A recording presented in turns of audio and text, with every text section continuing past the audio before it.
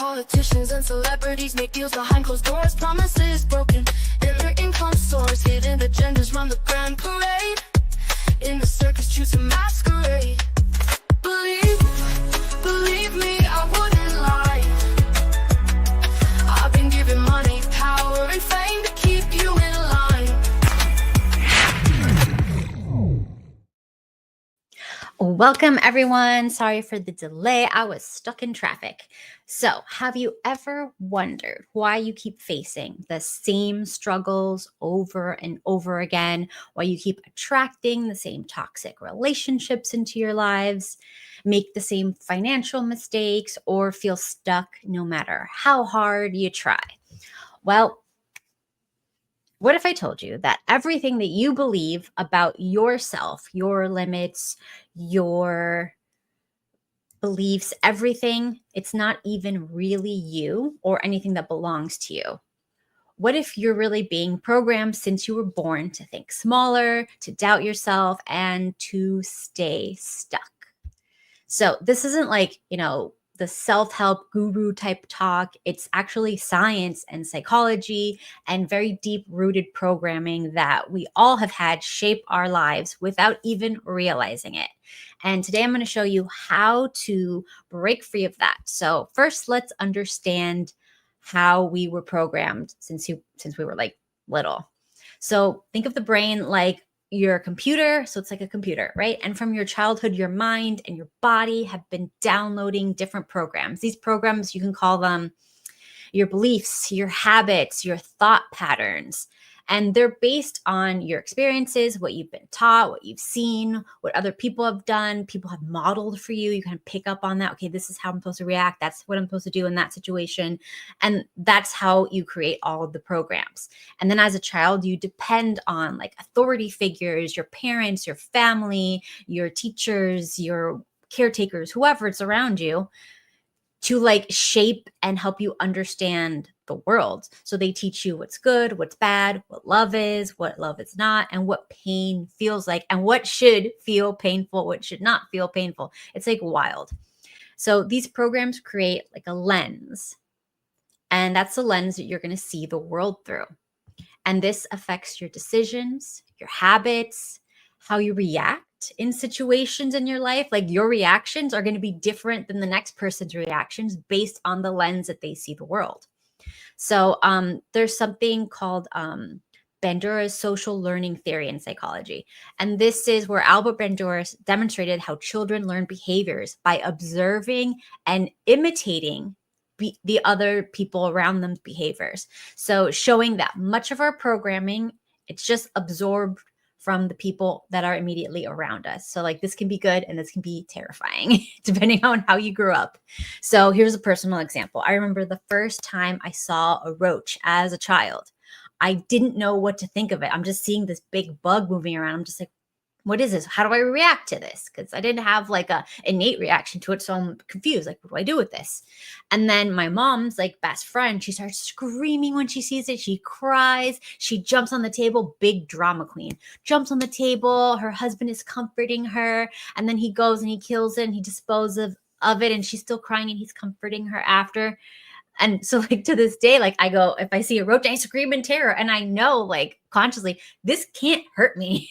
This doesn't make any sense. But because of the lens that I see the world, like my early experiences, it programmed me to react to this way, because this became like the programming of how I'm going to react to this situation. So you have to like deprogram yourself to not have the same reactions as you were programmed to when you were very young. So one of the things I did specifically for bugs, for roaches and stuff like that, was I actually watched this old movie. It's an old movie called Joe's Apartment, right? And it was all about like this guy, Joe, and he lives with roaches and they have like personalities and they help him dating and stuff like that.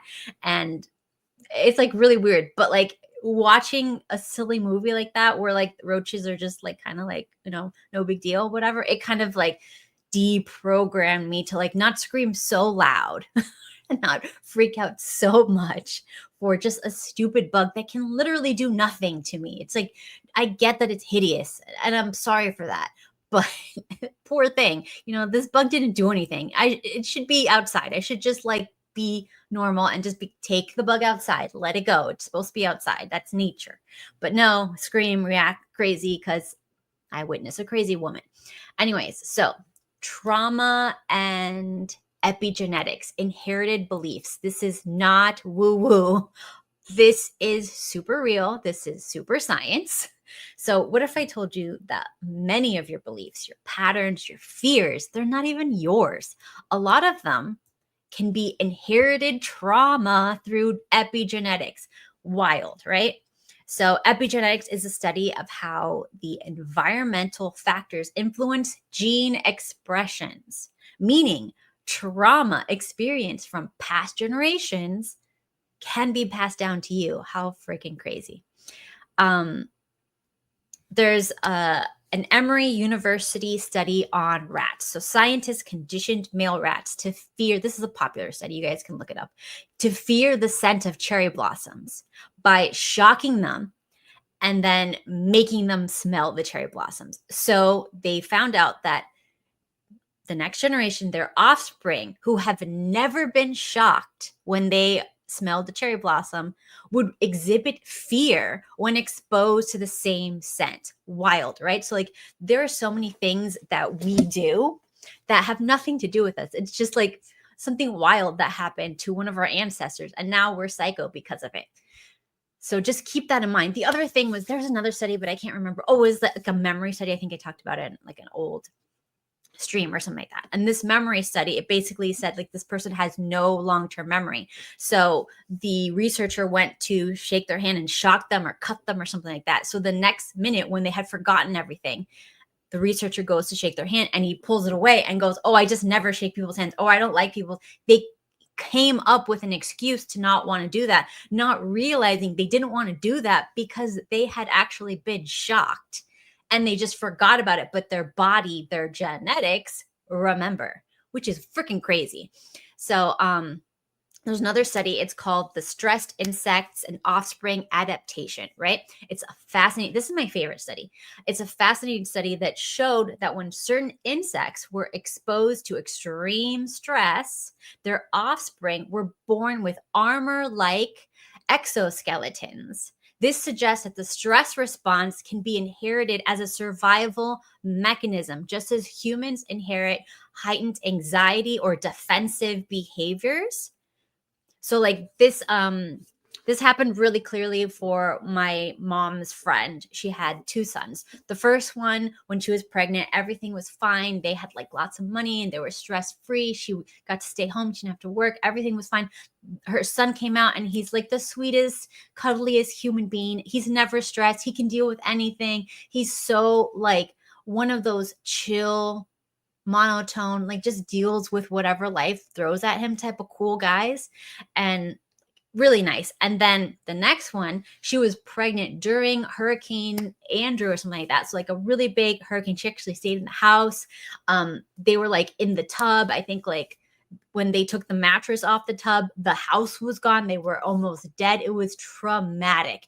That son came out. If he hears like any noise, he freaks out and like is like ready to fight, right? And he's still like this. Freaking, I swear to God, Superius. So anyways, so that's how freaking strong this is. This is like side note. This is why I don't think women should work.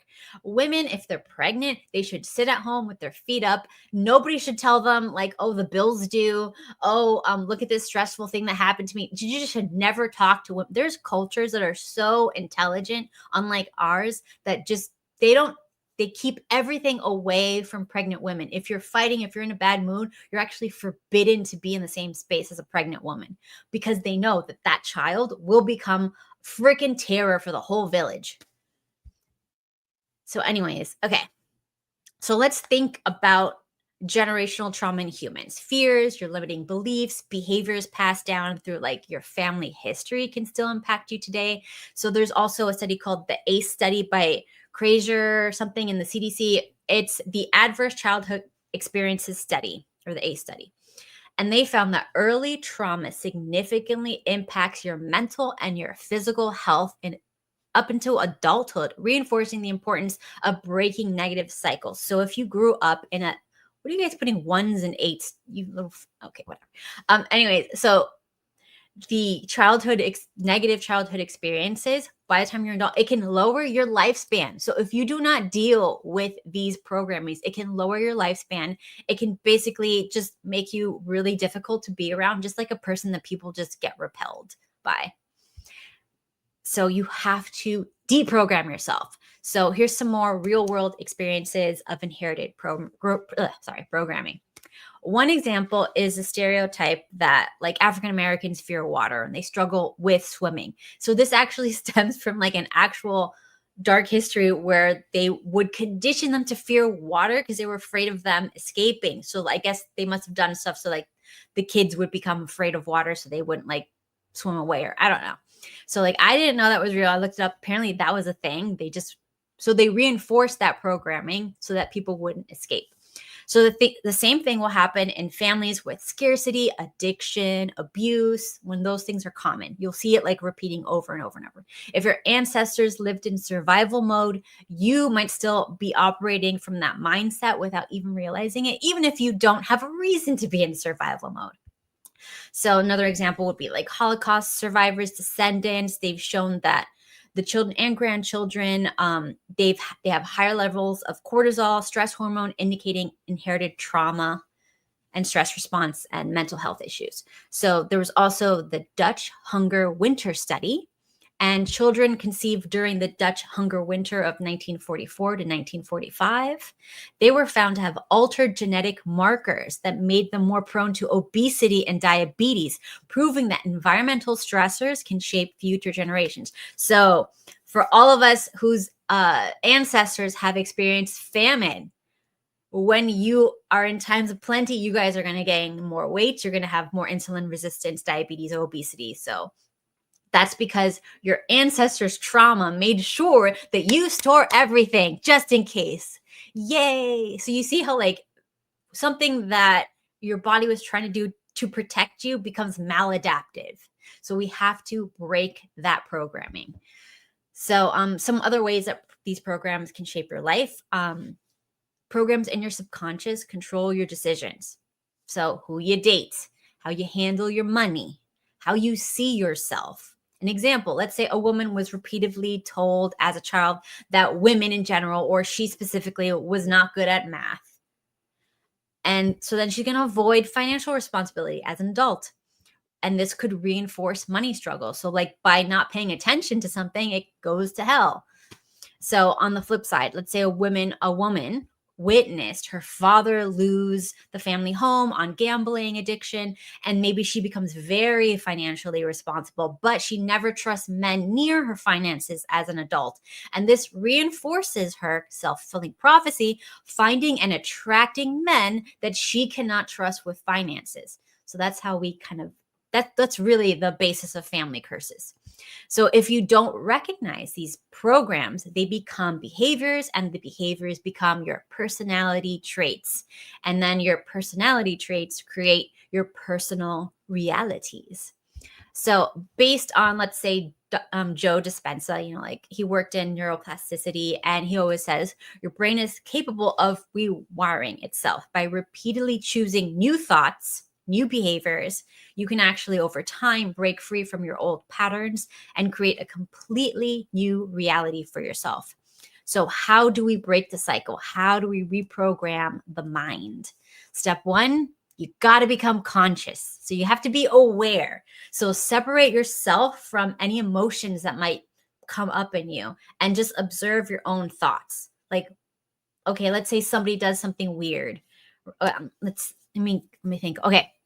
An example, neglecting your family and getting drunk, like when you're stressed out from work, right? So let's say you've witnessed maybe people in movies, maybe your own family members, your uncle, your whatever, your cousin, whatever, whenever they get stressed, and you saw this as a child, they would go get some alcohol and they would just drink in the corner and watch TV or zone out drinking and playing video games or whatever. They would drink and do something, right? And that's how they dealt with stress maladaptively. So when you get stressed for the first time, it could turn on those maladapted genes, and then you could find yourself wasting your weekends drinking because you got stressed out from work that week. And then every time you get stressed out, this cycle's repeating and repeating. And then your wife is upset of you, and your kids are like, you don't spend any time with us. You're only home on the weekends, and you're drinking and you're spaced out. So like, this is how you can get stuck in these cycles. So you have to observe, I'm stressed. What am I doing? The emotion came. What am I going towards? Is that what I want to go towards?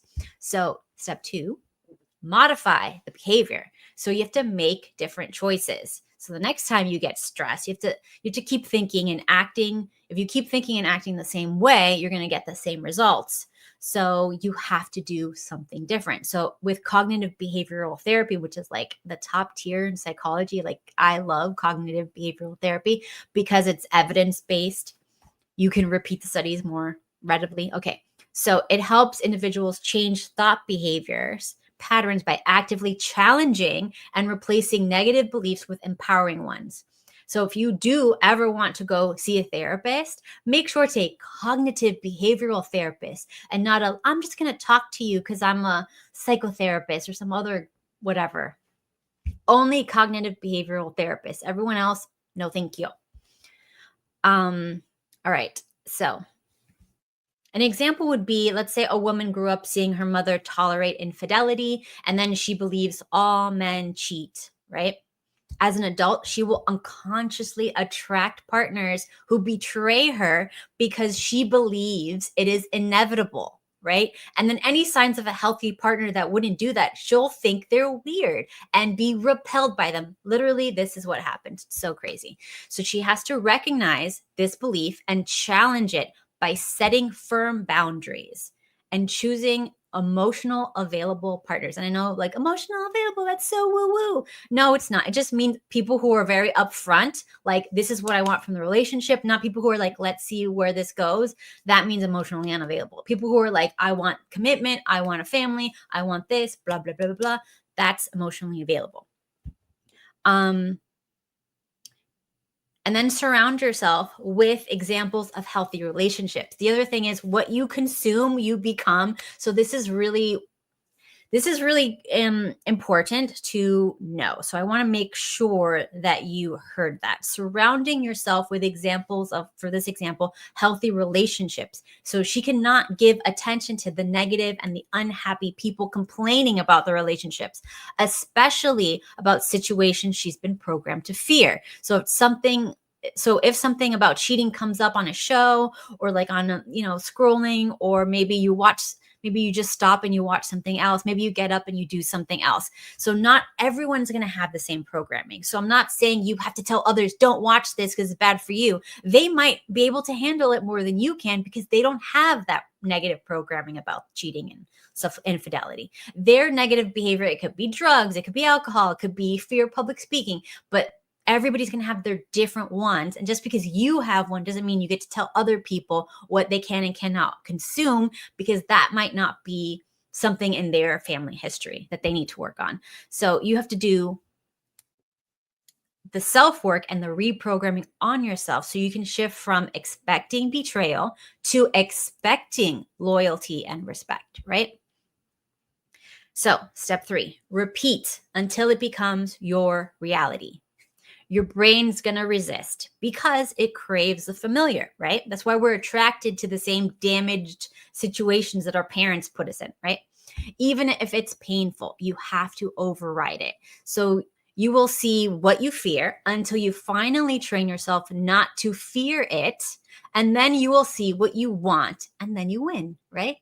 So you have to start ignoring what you fear. So if a fear comes up, ignore it and focus and see what you want. You will look, you can create in other people what you want just by your good intentions for people. You can actually get people who maybe like they grew up in like a cheating culture or whatever, and they don't trust women. And then you're a girl and you don't trust men because you grew up seeing like your dad cheat or your uncle cheat or whatever.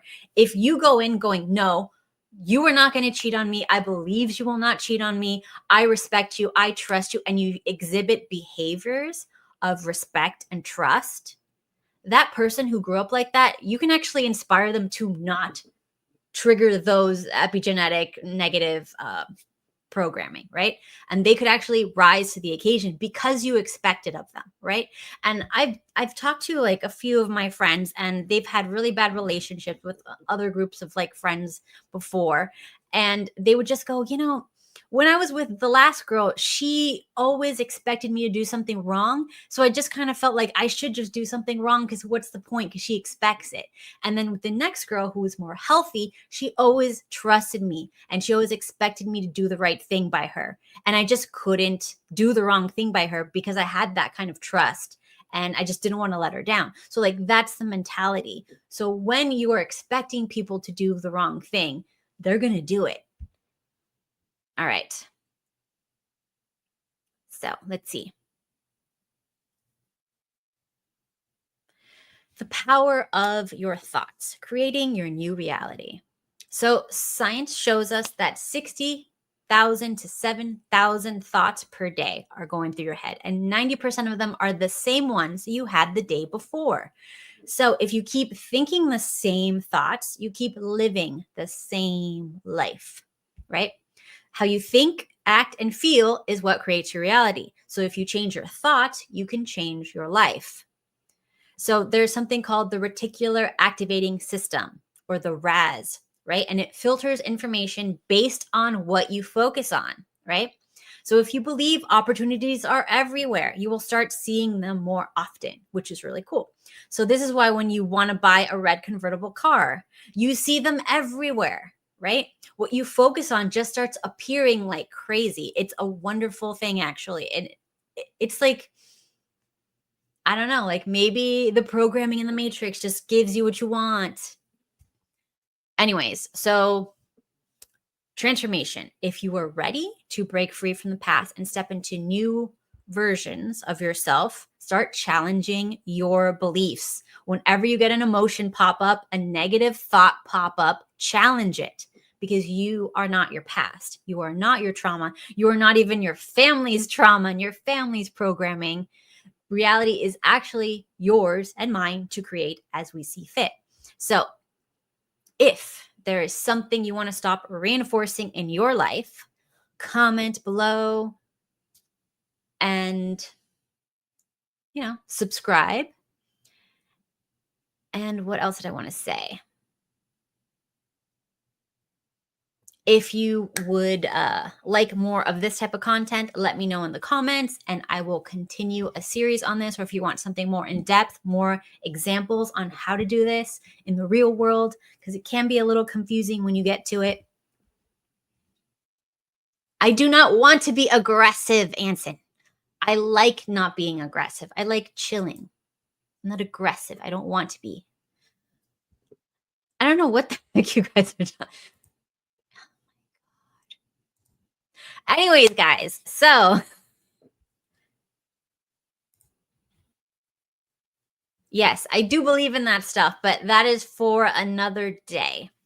All right, so I'm gonna see if I can build up some content for Saturday's stream. I want to talk about how like all the self-help gurus actually got a lot of their stuff from demonic sources, and I found yet another self-help guru that like Tony Robbins and like Oprah and all like the new self-help gurus, they got their information from him, and then he got his information from one of those secret societies we all know about. So we can talk about that maybe Saturday if I can get everything for this Saturday, if not the next Saturday. So anyways, like the video, join the Discord server to interact more and get updates of the live streams. Make sure you click the bell, and I will see you guys in the next one. And let me just put just in case somebody hasn't joined the Discord server or somebody new comes, go look in the live chat and there is the Discord server. And that's all for today, guys. And I hope you found this helpful, and you guys are insane, but it was fun hanging out. So I'll see you guys next time. Bye, guys. Start the revolution, let the truth begin. Wake up, they're feeding lies. Control the media's got you hypnotized. Trust authority, they'll take your soul. control.